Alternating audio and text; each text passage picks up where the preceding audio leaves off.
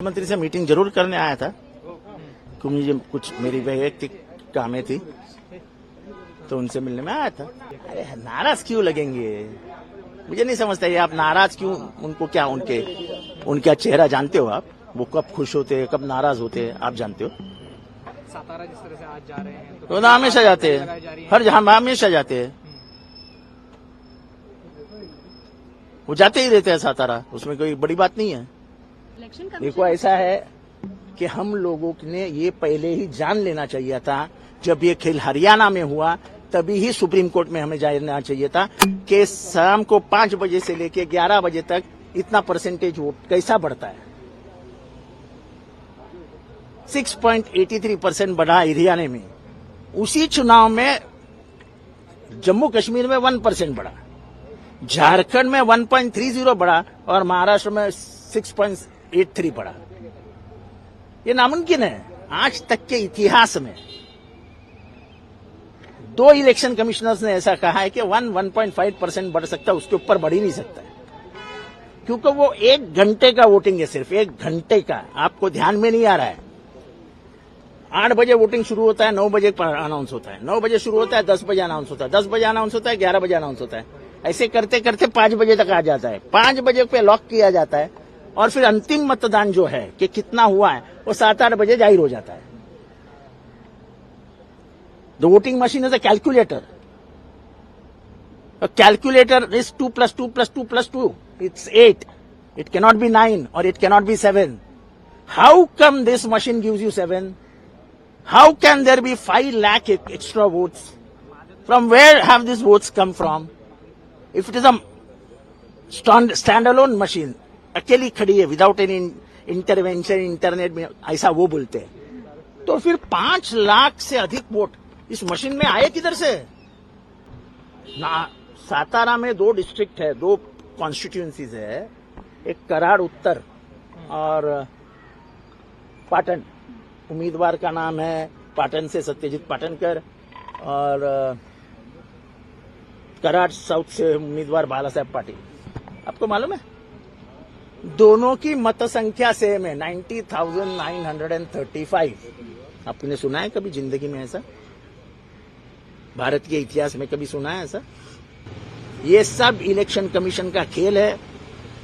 ये सरकार ने जब सिलेक्शन कमेटी में चीफ जस्टिस ऑफ इंडिया का शामिल होना तय हो गया था और सुप्रीम कोर्ट ने वैसा निकाल दिया था, तब ये लोकसभा में जाके इस बिल को लाया और सुप्रीम कोर्ट के चीफ जस्टिस को इस कमेटी से हटाया गया।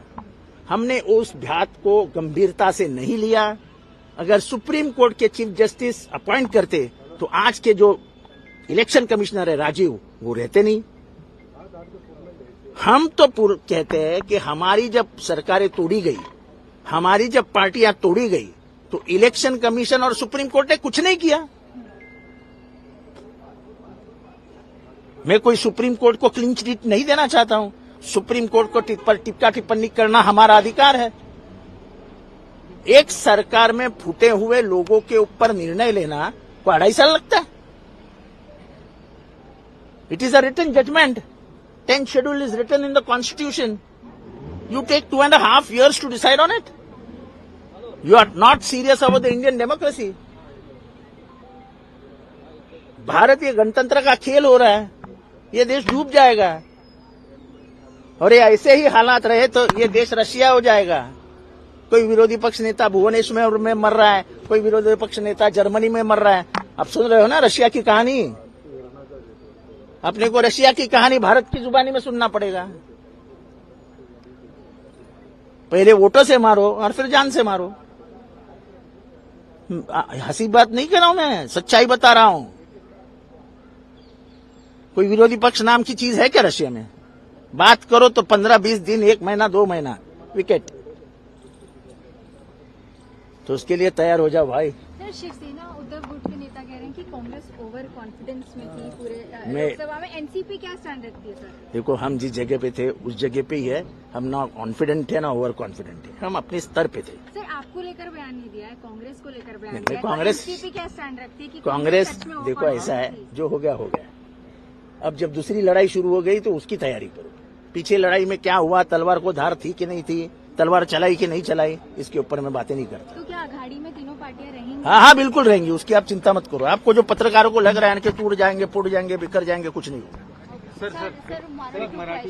केला गेला शिंदे यांच्याकडून, तेव्हा त्यांनी सातत्याने आरोप केले की अजितदादा अर्थखाती साथ आहे, आम्हाला निधी दिला जात नाहीये, परंतु आता पुन्हा त्यांच्यासोबतच सत्ता स्थापन करणार आहेत. काय सांगाल, काय वाटतं तुम्हाला? मागच्या वेळेसच ते बसले मांडीला मांडी लावून, आता काय नवीन मांडीला मांडी लागणार आहे? पुन्हा बसणार आहेत काय वाटतं? आता काय नवीन मोठ्या मांडीवर बसणार आहेत का? मांडी होती तशीच आहे ना. आणि पाहायला गेलं तर जसं तुम्ही म्हटलात की मवियाने जो आहे निवडणुकांच्या आधी मुख्यमंत्री पदाचा चेहरा घोषित करायला हवा होता का?